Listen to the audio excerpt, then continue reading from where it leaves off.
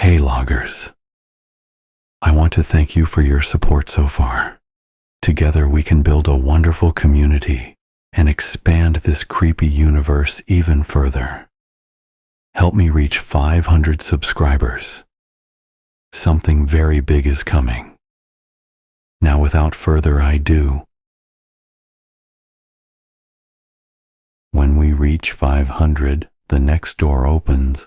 What waits beyond is something I can't face alone. Join the logs. Stay aware. Stay afraid. Let's dive into today's story. I was never supposed to be inside the tunnel. It wasn't on any map, not even the city plans. And yet there it was. A concrete mouth gaping open in the side of the hill behind the factory. I found it by accident when I cut through the woods after my shift, just trying to shave a few minutes off the walk home. The opening was half hidden by brush, the concrete stained with moss and rain streaks, but I felt it immediately. The way the air pouring out was colder than it should have been, carrying the smell of rust and something faintly sweet, like rotting fruit. I should have kept walking, but curiosity has a way of rooting you in place, whispering that just one step won't hurt. I turned on my phone flashlight and stepped inside. The first thing I noticed was the silence. Outside, the trees had been loud with insects. The hum of the highway far off, even the whistle of the wind through branches. Inside, all of it cut off like a switch had been flipped. My own footsteps echoed far too loud against the concrete, bouncing away into blackness. The tunnel didn't look abandoned. The walls weren't crumbling, no graffiti, no litter. Just smooth gray concrete stretching forward in a line so straight I couldn't see the end. Every 50 feet or so, there was a door. Heavy metal, industrial, with no handles. They looked like blast doors, sealed shut, each one marked with a single number painted in red. The first door said 12, the next said 11, then 10. They were counting down. I walked faster, trying to ignore the tightness in my chest. The numbers ticked down with every door I passed, my footsteps hollow in the emptiness. 9, 8, 7. At door number 5, I froze. My flashlight caught something wet smeared across the concrete just below the number. It looked like a handprint, fingers spread wide, dragging downward. The streak was dark, almost black. I told myself it was paint, old and dried, but I didn't check too closely. I just kept walking. The air grew colder with every step. My breath came out in pale clouds now, though it was early summer outside. The numbers dropped. 4, 3, 2. Finally, I reached door number 1. The tunnel ended there. No curve, no turn, just a blank wall of concrete with the single door set into it. Unlike the others, this one had a handle, a thick iron wheel bolted to its surface, like a vault. I should have turned back, but my hand was already on the wheel before I thought better of it. The cold metal bit into my skin, almost burning. With a groan that echoed forever, the wheel turned, and the door unsealed with a hiss. I pulled it open. The room beyond wasn't concrete. It was dirt, damp and uneven, the walls lined with jagged rock. Water dripped from the ceiling into puddles that reflected my light in warped ripples. The smell hit me then. Sweet, rotten, suffocating. My stomach churned. And then I saw them. Bodies, dozens of them, lined up against the walls, stacked like cordwood. Some were fresh, skin pale and bloated. eyes wide open and glassy. Others were nothing but bone, clothes hanging in tatters. They weren't buried. They weren't hidden. They had been left there, arranged in neat rows. My flashlight flickered. For a moment, the beam dimmed, and I thought I saw one of the bodies twitch, a hand curling, a head turning. I backed away, stumbling, the light dancing across faces, my heart hammering so hard it drowned out every sound. And then I saw the last body. It was sitting upright away from the others in the center of the room. Its head hung low, chin to chest, arms resting limply on its knees.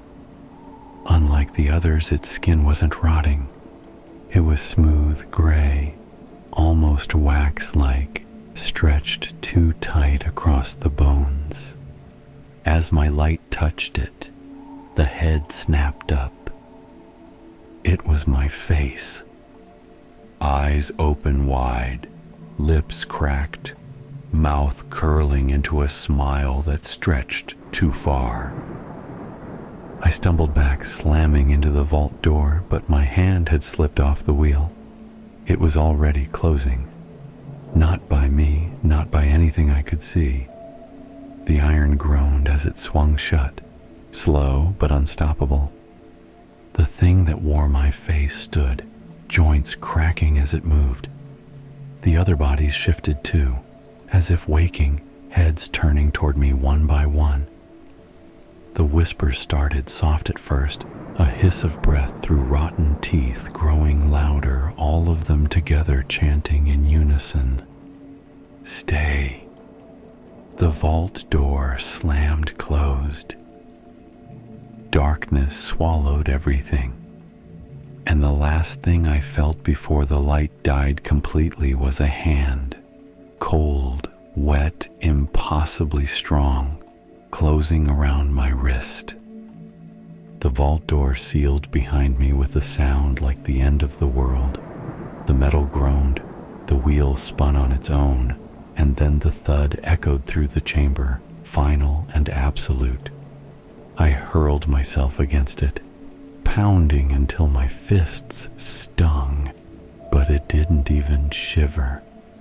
There was no handle on this side, no way out. The whispers hadn't stopped. They slithered through the room, threading around the bodies that lined the walls. I kept my light trained on them, though it shook so badly I could barely keep the beam steady. Every face seemed to twitch in the corner of my vision, lips parting, jaws shivering, eyes quivering like they were trying to blink. The thing wearing my face had moved closer. I hadn't seen it walk, hadn't heard a single step. But now it stood only a few feet away, staring at me with that stretched grin, its chest rising and falling too slowly, as if it had forgotten how to breathe. My light wavered over its skin. No pores, no blemishes, no scars. Just waxy smoothness pulled over bones that jutted sharp beneath the surface. It cocked its head, eyes bulging, and whispered in a voice that was mine, but broken, rasping like it had been dragged across gravel. You came to the end. My knees almost buckled. I wanted to speak, to demand what this place was, what it was, but my throat wouldn't work. I could only watch as it raised one hand and pressed its finger to its lips, a shushing motion. Behind it, the other bodies sat up all at once, spines cracking like gunshots. I staggered back, fumbling for the flashlight, aiming it wildly around the chamber. Dozens of them, maybe more, crawling from their neat rows, unfolding limbs like insects waking from hibernation. Some looked rotten and waterlogged, eyes dangling from sockets. others were fresher, skin pale but intact. All of them turned their heads toward me in perfect unison. The whispers stopped. And then, together, they breathed in. The sound was deafening, a rush of stale air sucking through the chamber, tugging at my clothes, pulling at my chest until my lungs burned. I dropped to my knees, clutching at my throat, fighting for breath. But it felt like they were inhaling me, dragging the air out of my body and into their own. The thing with my face bent down low, its mouth inches from mine. I could smell it. Sour, metallic, like a body left too long in stagnant water. Its jaw unhinged wider than mine ever could, and in the hollow of its throat I saw nothing but black. I wrenched myself backward, scrambling across the soft dirt floor, my flashlight beam bouncing until it hit the far wall. And there, another door. Narrow, half buried in mud, its frame twisted, iron-wheeled just like the one that had closed behind me. The bodies surged forward, hands clawing at the floor, dragging themselves toward me in jerks and spasms. The whispers returned, louder, clearer now, weaving into words that pounded against my skull. Stay. Stay. Stay. I lunged for the wheel, fingers slipping in the mud, twisting with everything I had. It fought me, the metal biting cold into my palms, but with a grinding groan, it began to turn. The bodies shrieked, a chorus of my own voice breaking into static screams. Hands brushed my legs, nails scraping, but the door gave way, swinging inward.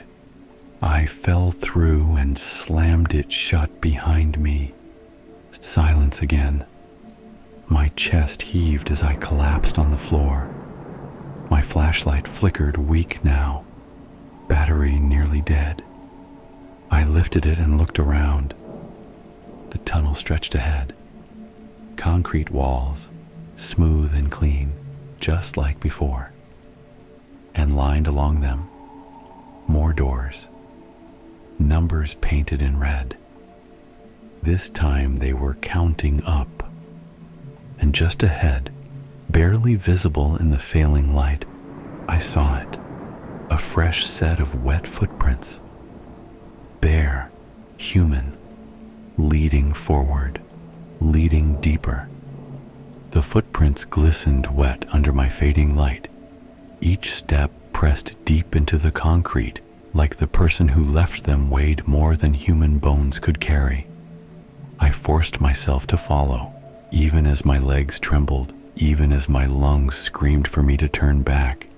Behind me, the vault door thudded once, twice, as if something had struck it from the other side, but I didn't dare stop. The numbered doors rose higher as I moved. 7, 14, 23.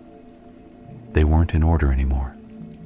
Some numbers skipped, others repeated, painted in fresh red that dripped like it hadn't dried yet.